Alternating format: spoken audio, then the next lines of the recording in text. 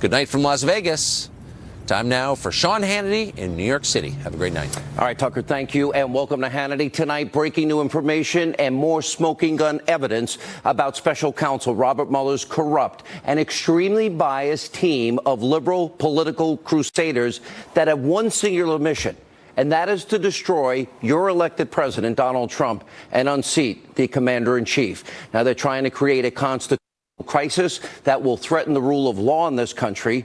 So tonight, right here, we have new and more smoking gun evidence that Mueller's hand-picked minions are a bunch of Trump-hating, Hillary-loving partisan hacks that are carrying out what I describe as a witch hunt. In an email released by Judicial Watch, Mueller's top attack dog, Andrew Weissman, told former acting Attorney General Sally Yates he was so proud of her. This after Yates defied a direct order from the President of the United States, Donald Trump, and refused to defend his travel ban back in January. Now, this comes as we are learning more information about Peter Strzok. He's the former FBI counterintelligence official we were telling you about last night that was fired from the Russia investigation for sending those anti-Trump, pro-Clinton text messages. Tonight, Fox News has learned that the Department of Justice is in the process of now turning over Strzok's text messages to the House Intelligence Committee.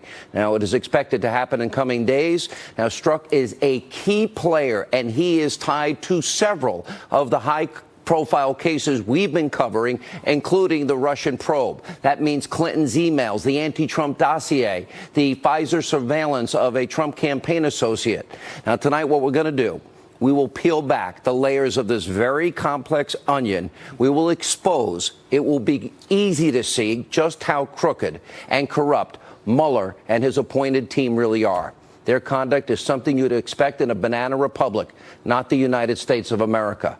There is so much fake news and misinformation in the news outlets today. We'll do what we always do. We're going to set the record straight. We'll get to the truth. And tonight we'll explain and we will diagram all of these controversies and the corruption surrounding Mueller's team.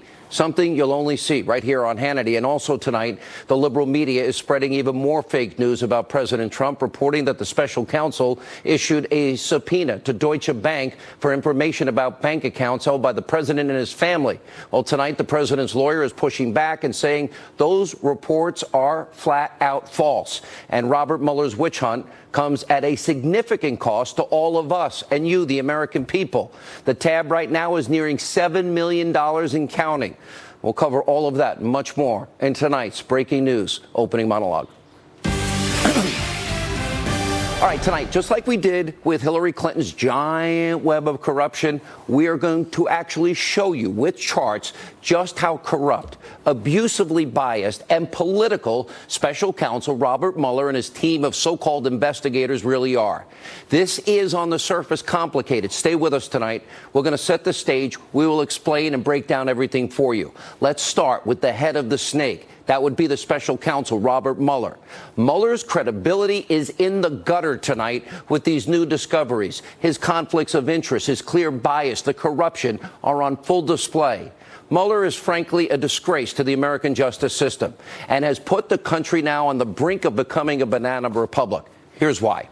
Robert Mueller, former FBI director under Bush and Obama, was first appointed as a special counsel to the Russia probe by Deputy Attorney General Rod Rosenstein. Rosenstein, longtime federal attorney, was only able to appoint Mueller because the Attorney General, Jeff Sessions, you remember, recused himself from the Russia investigation. That was a huge mistake. By the way, he may want to unrecuse himself. Now, you might remember this came after Sessions and Rosenstein encouraged President Trump to fire then FBI Director James Comey over his inappropriate actions in the 2016 Clinton email investigation.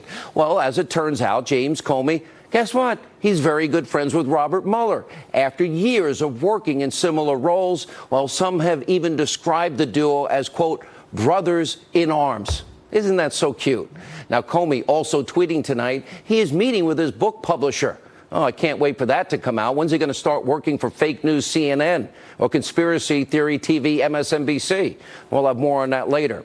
But back to Mueller. His conflicts of interest do not end here. While serving as the FBI director in the Obama administration, Mueller stood by and did nothing while the controversial sale of uranium was approved by Hillary Clinton and others in 2010 to that state-owned Russian energy company. Now, keep in mind, a year and a half before, the FBI had serious evidence of Russian bribery linked to the Uranium One sale, and a confidential informant was providing them further proof for 6 years of a potentially illicit deal.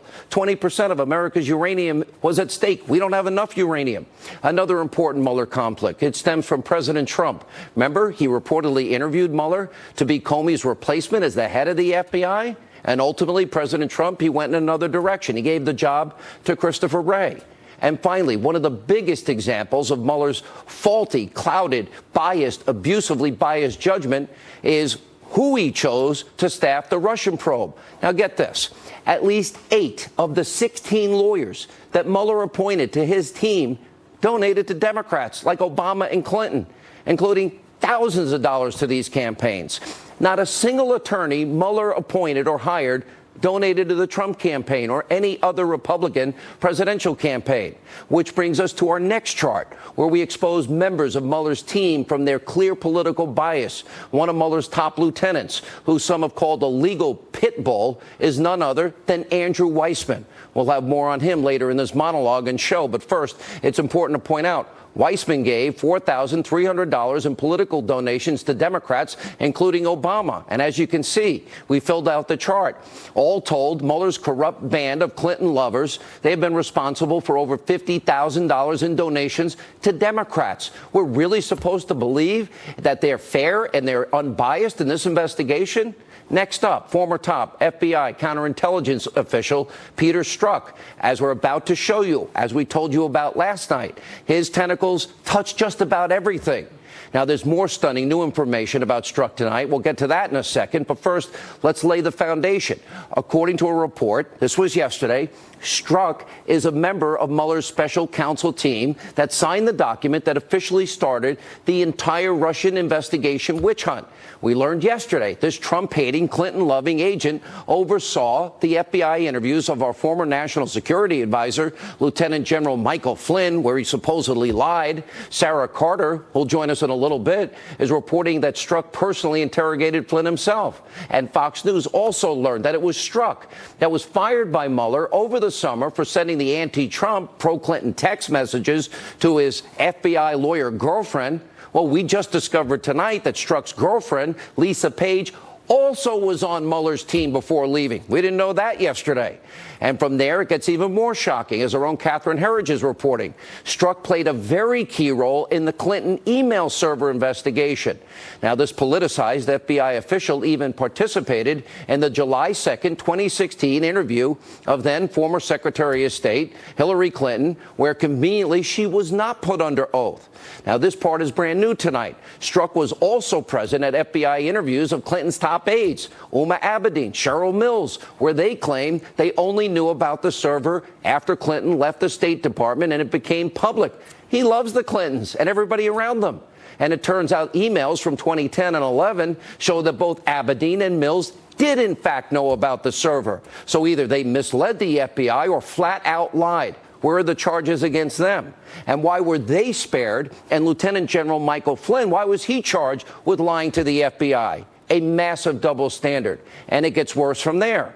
Fox News has confirmed that Strzok changed the language. He was the guy in James Comey's draft memo exonerating Hillary Clinton from grossly negligent behavior to extreme carelessness.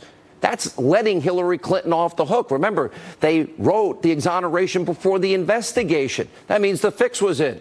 Gross negligence is part of the legal standard that would mean Clinton broke the law. They stood up for her. They defended her. They protected her.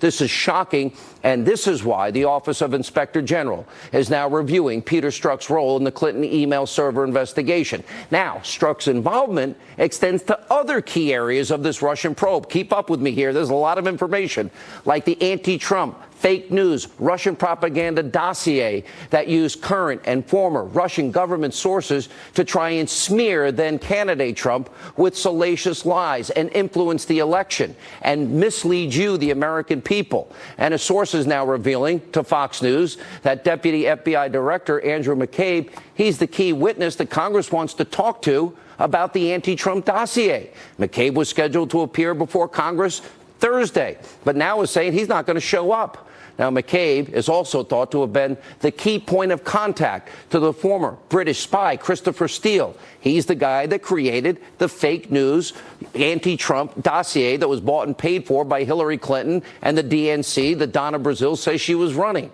And we can't forget, according to multiple reports, a political action committee with ties to key Clinton ally, Virginia Governor Terry McAuliffe. They're like best friends.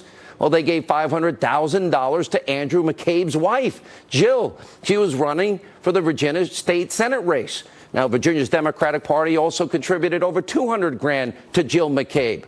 Wow, the connections are stunning. And finally, House investigators, they believe that Strzok is the key figure in the Pfizer surveillance of a Trump associate on the campaign. Now, that makes a lot of sense given FBI agents' background in counterintelligence. And also tonight, and finally tonight, there's Robert Mueller's top deputy. Pay close attention. This particular minion is known as Mueller's legal pit bull. We're talking about the hard-charging prosecutor, Andrew Weissmann. He has a long history of using highly questionable, unethical tactics to get convictions. There's new information tonight, and it highlights Weissmann's rampant anti-Trump bias. We'll get to that in a second. Before we do, you've got to understand who is Andrew Weissmann. Now, Fox News legal analyst Greg Jarrett has dug deep into Weissmann's background. Here's what he has found. Back in 2000, during the massive Enron scandal, Weissmann was one of the prosecutors on the task force that brought a very controversial obstruction of justice case against the giant accounting firm, Arthur Andersen. This is important. Weissmann's actions put that company out of business. Tens of thousands of people lost their jobs. In 2005, the United States Supreme Court overturned Weissmann's obstruction of justice conviction in a unanimous 9-0, nearly unprecedented ruling. But it was too late. He had already inflicted maximum damage to so many people. Arthur Andersen was not the only victim of Weissmann's aggressive tactics. The conviction of a business transaction between Enron and the financial firm Merrill Lynch, well, that sent people to jail. But guess what? They were innocent. That decision was reversed by the Fifth Circuit, U.S. Circuit Court of Appeals. Weissmann has also been accused of intimidating witnesses, making up crimes that don't exist, and in one case, withholding evidence that was exculpatory, that helped the defendant. And Weissmann is also tied to that corrupt Uranium One deal and the Obama administration cover-up. Why did Mueller ever appoint this guy? He knew his track record.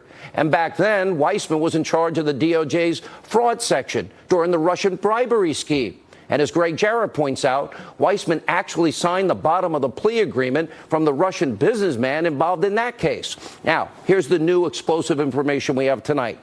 In an email released after a FOIA request by Judicial Watch, Weissmann, the guy I'm telling you about, he told the former acting attorney general, Sally Yates, an Obama appointee, he was proud of her. What was he so proud of? Yates denied a direct order from the president. Her boss refused to defend the legal constitutional travel ban back in January. Weissmann's email reads, quote, "I am so proud. I am in awe. Thank you so much. All my deepest respects." Pretty unbelievable. Shows where his political bias is. Also tonight, your mainstream media, they're corrupt. They continue to spread fake news, all in an attempt to destroy and damage this president day in, day out, hour after hour, minute after minute.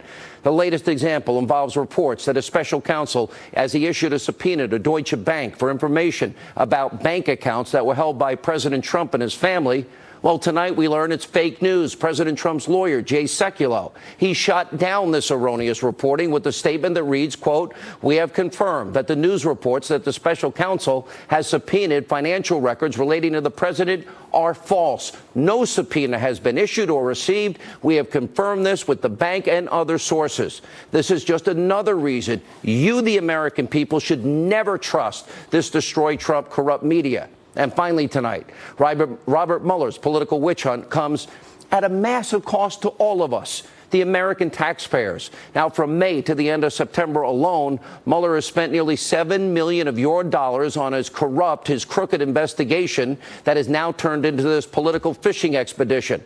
Remember, this all started as a probe into possible Trump-Russia collusion. There's been zero evidence. So far, none, zero. It's been almost a year that this ever happened. And the media, Russia, Russia, Russia. So now Mueller and his political lackeys, they're trying to dig up any kind of potential wrongdoing to justify their existence. This is a massive waste of money, and you, the American people, are paying for all of this, which is an attempted political takedown of your duly elected president. It is a direct threat tonight to the rule of law, to our Constitution. And tonight, this all now begins to end.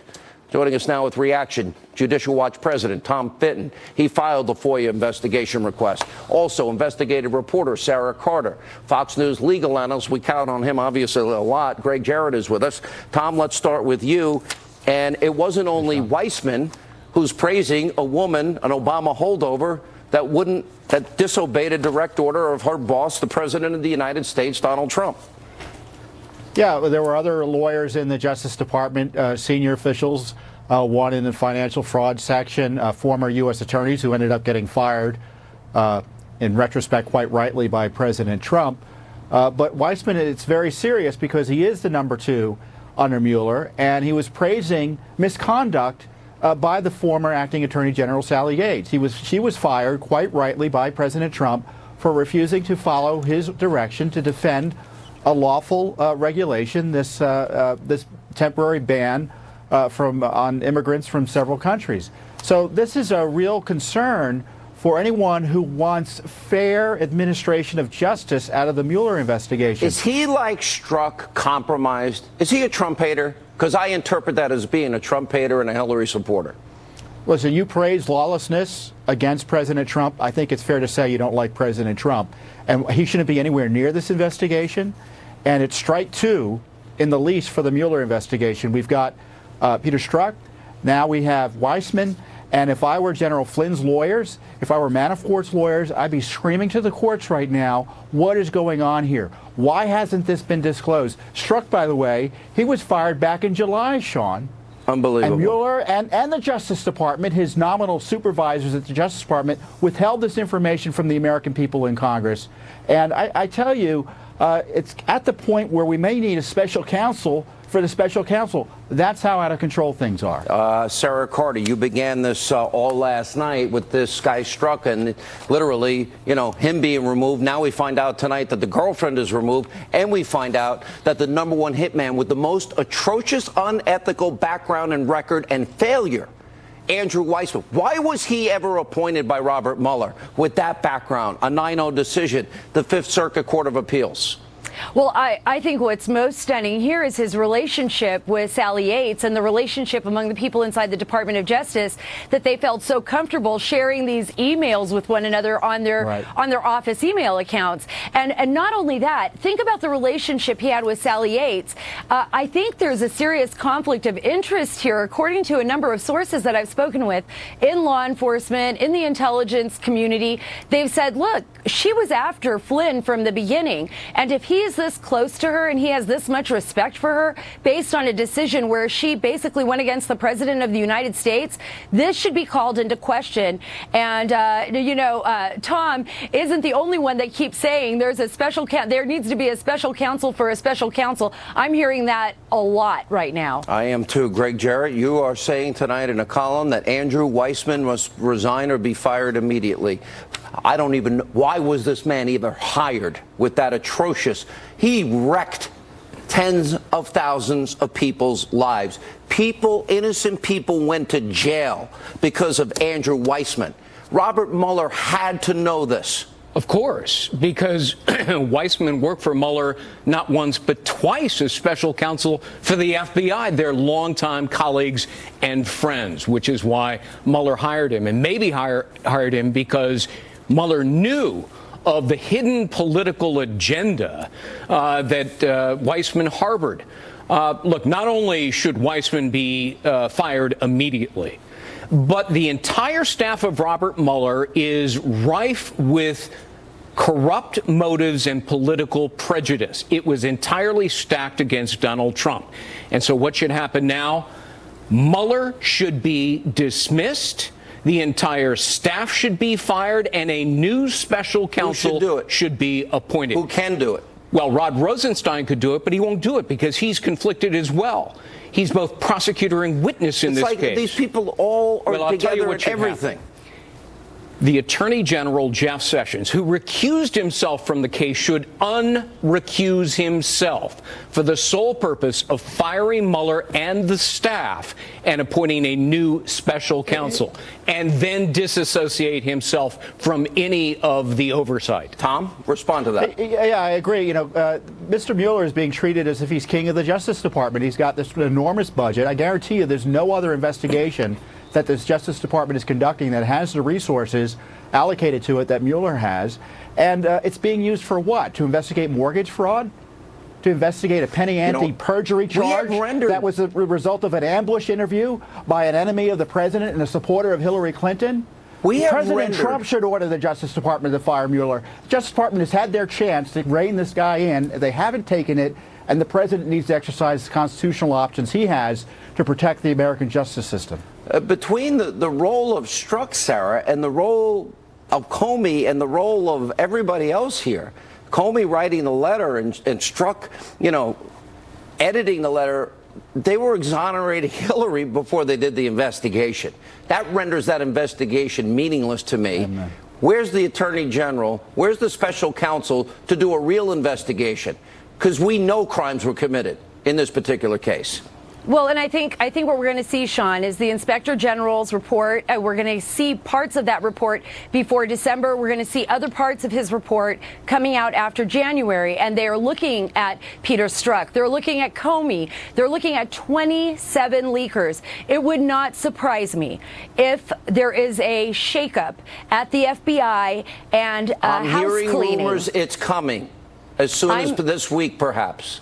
That's right. I'm also hearing the same, and I think that one thing that we're lucky with here is that the layers of this onion have been peeling back, and we've been able to get information slowly, but we've been able to get information that's exposing it for what it is, and I think that's the most important thing right now. And it really, I've got to lay the foundation, then give the new information. So this is complicated, but it's obvious what's going on. Greg. What's astonishing is that one man with a political agenda exonerated Hillary Clinton and then simultaneously launched the investigation really two, because it was really against President Trump. And Comey. That to me is obstruction, isn't it? Well, of course, it could be. If Comey and Strzok ignored incriminating evidence and instead decided to clear Hillary Clinton for political purposes, that is obstruction of justice. And there ought to be a case brought against them if that happened. It's a national disgrace. It is. What the Mueller's team is a national disgrace. It is a travesty of justice. It is a travesty to exonerate somebody for political purposes and literally before the investigation is done. I'm just out of time. Sure. We'll have you all back. I promise. We're not letting up. Now, when we come back, we'll talk to Harvard constitutional law professor. We don't always agree. Alan Dershowitz. He has a strong warning tonight for Robert Mueller. Also breaking tonight, we have new charges have been filed against that illegal immigrant who killed Kate Steinle on that pier in San Francisco. Will justice finally be served? And the president keeps a massive campaign promise about Israel. We'll check in with Ed Henry, and we'll go to Washington for the latest details. Straight ahead.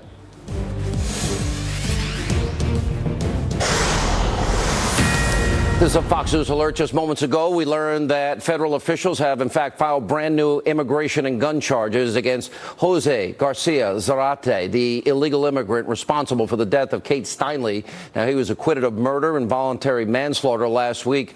We'll have more updates throughout the night as the story unfolds. Also tonight, we are following another big story. The president is following through on a major campaign promise involving one of our closest allies, the state of Israel. This is big news tonight. Ed Henry is live in D.C. with the details. Ed, Sean, as a big supporter of Israel, I've known for years, I believe this is the right thing to do. What's happening?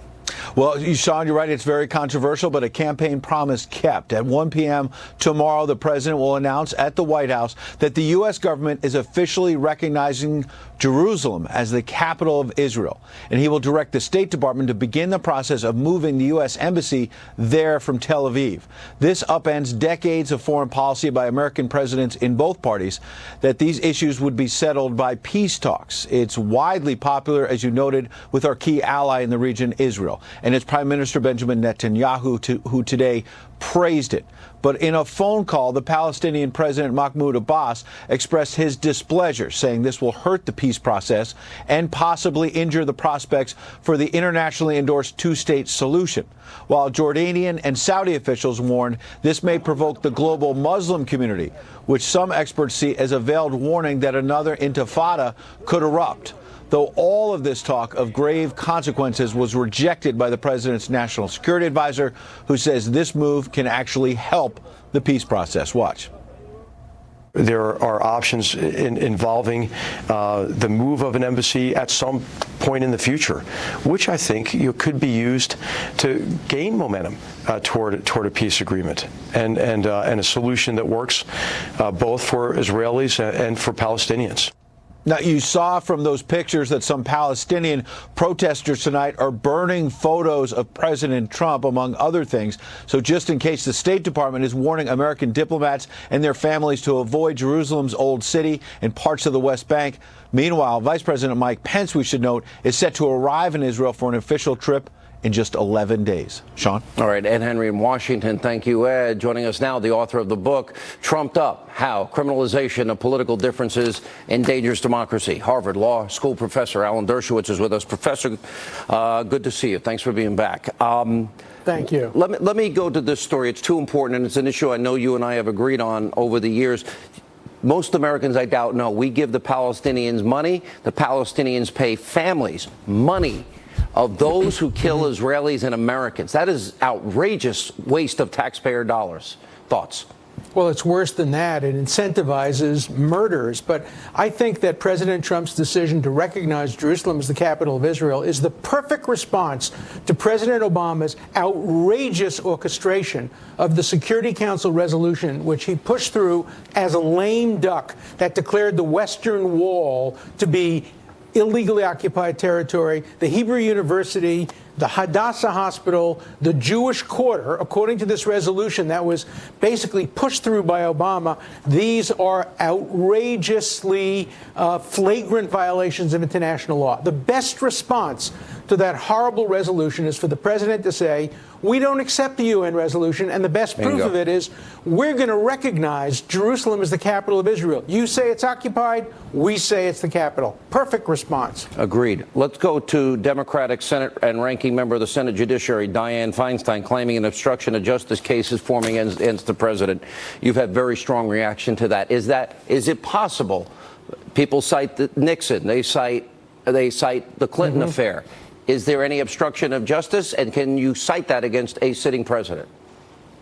Well, those cases both support my position that you cannot charge a sitting president with obstruction of justice if he simply implements his own constitutional obligations under Article 2. What happened in the Nixon case is they charged him with obstruction of justice for telling his subordinates to lie, for destroying evidence of paying hush money. In the Clinton case, they cited him for obstruction for telling witnesses to lie. Here, what they're saying is the president committed obstruction of justice by firing Comey, which he had a perfect right to do. Comey said that himself. And if he were to pardon somebody like Flynn. But you cannot hold a president criminally responsible for exercising his constitutional authority. Remember, it's not only the president who has this kind of immunity. Senators have immunity from prosecution. Judges have immunity from prosecution if they perform their constitutionally appropriate actions. That's what our system of checks and balances is all about. Let me ask you about this particular fact. You have this guy Strzok. Then you have, I believe, somebody, I find his record atrocious, Andrew Weissman, and this team that Robert Mueller has put together. In the case of James Comey and this guy Strzok, how can you possibly be drafting an exoneration of Hillary Clinton before the investigation was ever not only ever completed, but the key people in the investigation, including Hillary, weren't even interviewed up to that point?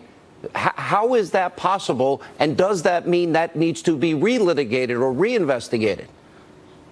Well, first of all, Strzok should have recused himself. Even if other people didn't know about his tweets, he knew about them. He knew he had a bias against Trump and in favor of Clinton. He should have recused himself. Look, I'm against using the criminal justice system to target political enemies, whether the political enemy is Hillary Clinton, whether the political enemy is Donald Trump. I want to see a ceasefire. I want to see us not use the criminal justice system as a weapon against our political enemies. I don't think Hillary Clinton should have been investigated and prosecuted. I don't think Donald Trump should be investigated and prosecuted. I think if you don't like what a candidate did, you vote against them. But you don't try to create criminal actions, whether it be espionage against Hillary Clinton or obstruction of justice against Donald Trump. If you had 33,000 subpoenaed emails, or if I had 33,000 subpoenaed emails, and I decided I'm going to delete them, and I decided I'm going to acid wash the hard drives, and I decided that that somebody that works for me is going to bust up the BlackBerries, I think I would be calling you and saying, Alan Dershowitz, you may disagree with some of my politics, but I need you to defend me. I don't think any other American would ever get away with that. Isn't that obstruction? Well, you mentioned the Arthur Anderson case. In fact, I think that was one of the issues in that case. You have to show a specific intent to destroy evidence that you know is under subpoena. What often happens is that companies routinely destroy documents, routinely do things. You have to show a very high level of specific intent. I don't think it was there in the Arthur Anderson case. I don't think it was there in the Hillary Clinton case. Well, let me ask you, but if you delete 33,000... I want to make sure we don't politicize criminal, I understand, and I actually think we've got to be careful. I'm not disagreeing with you in that, but if 33,000 emails are subpoenaed and you delete them, and then not only do you delete them, you acid wash and bleach pit them, and then you destroy the other devices they may be on, that doesn't show intention to you? Well, you have to demonstrate the chronology. You have to show when they were destroyed, who destroyed them, what the chronology was. It's a very, very hard case to make. I just think in general, we should not be looking to make criminal cases against our political opponents. We should leave that to the electoral process. If there are clear, unequivocal cases, like the Nixon case, then I think prosecution is appropriate. But in general, we should err on the side of leaving it to the political process rather than the criminal justice system. Professor, thank you. Appreciate you being with us. When we come back, Catherine Herridge, she has an important, explosive new report on the FBI's investigation into Hillary Clinton last year, and also whether Peter Strzok gave her and James Comey gave her a free pass. That and more as we continue our investigation tonight on Hannity.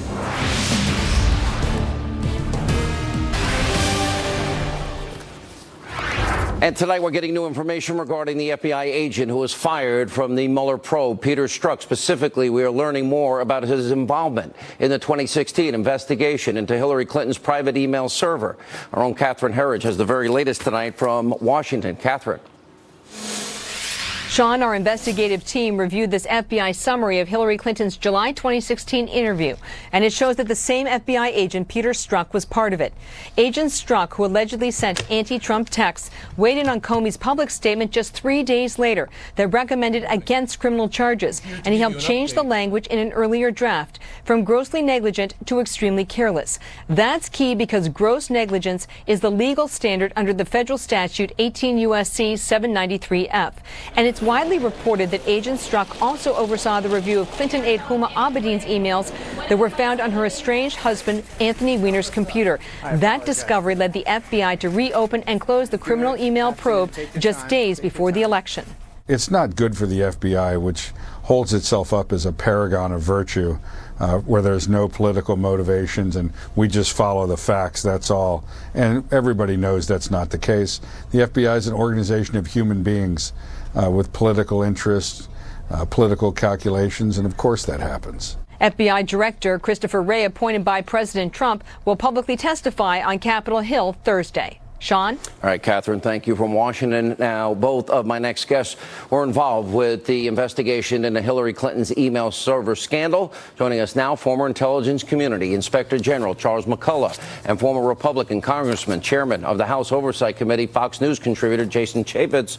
Mr. McCullough, let's talk about you and the Clinton campaign planning to fire you over the probe and much more. Tell us about that experience. Well, absolutely. In no uncertain terms, I was told numerous times that because of the probe, that she had intended, had she won, to relieve myself and the State Department IG, that we would be the first two to be let go in her administration. Unbelievable. In retaliation for what we had And look done. at what we have now. The fix was in. You write an exoneration before an investigation. That is called fixing a case. That would send Sean Hannity and maybe everybody but Jason to jail, right? Yes. Yeah, certainly, you're going to have clearance issues, you're going to have employability issues, and most importantly, you're going to have criminal issues for all three of those categories. Absolutely. Former Congressman, well, you're a talk show host now. It's a far better position. Let me take you back July 7th, 2016. You interviewing, you asking questions of James Comey. This is critical, this exchange. Did you review the documents where Congressman Jim Jordan asked her specifically? And she said, quote, "There was nothing marked classified on my emails, either sent or received," end quote. I don't remember reviewing that particular testimony. I'm aware of that being said, though. Did the FBI investigate her statements under oath on this topic? Not to my knowledge. I don't think there's been a referral from Congress. Do you need a referral from Congress to investigate her statements under oath? Sure do. You'll have one. You'll have one in the next few hours. And that happened. Did Hillary lie? And what, James Comey, knowing now, he had long been involved in writing and drafting an exoneration of Hillary before he even interviewed her. Yeah, no, clearly Hillary Clinton did lie under oath. I mean, when Roger Clemens supposedly lied under oath, the Department of Justice indicted him, but Hillary Clinton not so much. You also got to remember, one of the little-known facts there is that the Department of Justice, via the FBI, was handing out immunity like candy. And in those immunity agreements, they were not required to cooperate with government officials. You contrast that with General Flynn, who has to plead guilty and has to cooperate. So here you're giving out immunity. These witnesses had no obligation to work with government officials and investigators. And there are still, Sean, to this day, tens of thousands of documents, Hillary Clinton emails that have not been shared with Congress. They are still sitting over at the Department of State. Unbelievable. Wouldn't you, Mr. McCullough, wouldn't you have to now redo this investigation, knowing what we know now about how the fix was in? Absolutely. Absolutely. It's look, the entire campaign over and over was lying. There was collusion. There was coordination between the campaign, between the State Department, between folks on the Hill. As I have said over and over again, this was a very coordinated effort strategically by those three entities to misrepresent what was actually in those emails. What do you make of Mr. Strzok, Congressman? And now we find out that he interviewed Huma Abedin and Cheryl Mills and all of these other people, and he had a pro-Clinton, anti-Trump bias. And then also he was part of the General Flynn interrogation, which we're now learning, in fact, that Peter Strzok did, the FBI perhaps didn't even tell him it was an investigation. What do you make of all of that? How could somebody that abusively biased and Andrew Weissman, with his atrocious record, ever be appointed by Robert Mueller? Look, Peter Strzok's at the intersection of all of these players in all of these investigations. And it was so bad that Mueller fired him months ago, but has not cooperated with the House Intelligence Committee. They were not providing the documents. They were not going to make them, except for now that it's in the media, we're not going to make them available. Devin Nunes, Trey Gowdy have been trying to get at this for a long, long time. Right. And he had this clear bias. Yeah, remember, he's dating, having an affair with another FBI agent. And she was on Mueller's team. You can watch The Office. Michael Scott doesn't even get away with that. She was another anti-Trump person on the Mueller team, we learned tonight. All right, thank you both. We appreciate it. We're going to stay on this. When we come back, Liberal Morning Joe, well, he continues to have emotional breakdowns, one after another, exposing themselves as the hacks that they are on that network. Later, you won't believe what Congresswoman Nancy Pelosi thinks is going to kill all of you and other Democrats. You're going to die.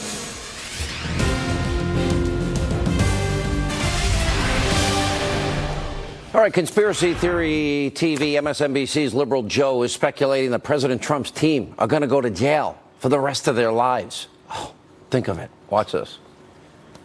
Knowing them, I think they're shocked that the noose is tightening, because I don't know if they were arrogant or just incredibly unself-aware and really dumb about like what the job was about, how important it was, and how under the microscope every move you made would be. I think they just thought they'd go in there and flim-flam and riff through it. You know, and I think they're shocked that the noose is tightening and that people might go to jail. You're exactly right. For the rest of their lives. The stress of it all. Joining us now, author and a Radio American talk show host, Dana Lash, civil rights attorney Daryl Parks. Yeah, it's so entertaining to watch the emotional breakdown that they're both sharing together every day in this national platform. I mean, it's almost, not quite worth watching just for the emotional catharsis you see every day. It's unhingement. They need group therapy right out there on television. Dana.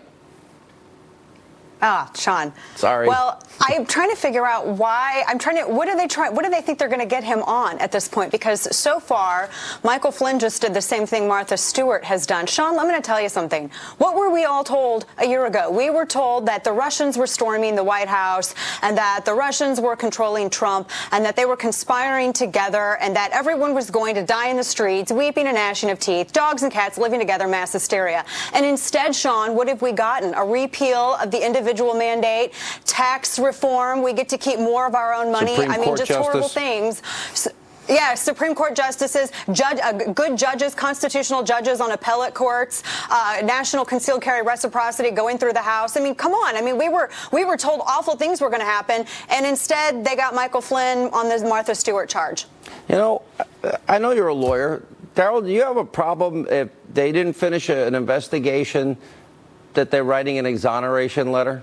And are you concerned that Robert Mueller has put people with these histories of unethical conduct that have ruined people's lives on his team and people on his team that are pro-Hillary and anti-Trump? Does any of that bother you in the pursuit of justice, in the pursuit of truth?